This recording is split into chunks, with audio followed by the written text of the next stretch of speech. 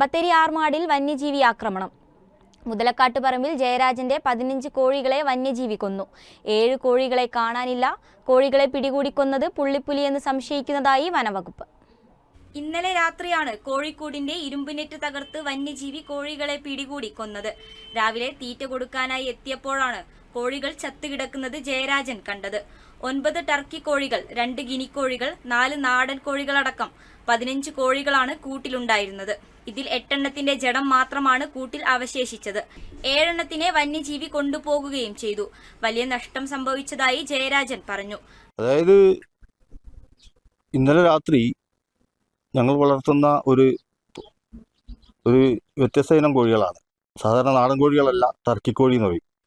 8-10 kilo weight ഭാരമുള്ള കോഴികളാണ്.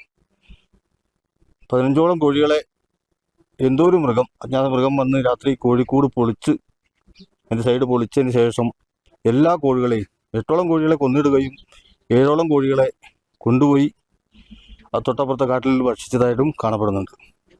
വിവരം നമ്മളെ ഫോറസ്റ്റ് ഓഫീസിലെല്ലാം അറിയിച്ചിട്ടുണ്ട്. പിന്നെ ആളുകളൊക്കെ വന്ന് നോക്കിയിട്ട് പോയിട്ടുണ്ട്.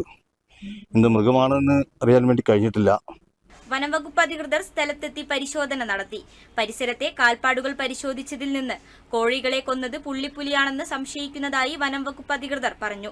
ക്യാമറ വെച്ച് നിരീക്ഷണം നടത്തി ആവശ്യമായ നടപടികൾ സ്വീകരിച്ച് ജനങ്ങളുടെ ഭീതി അകറ്റണമെന്നാണ് നാട്ടുകാരുടെ ആവശ്യം.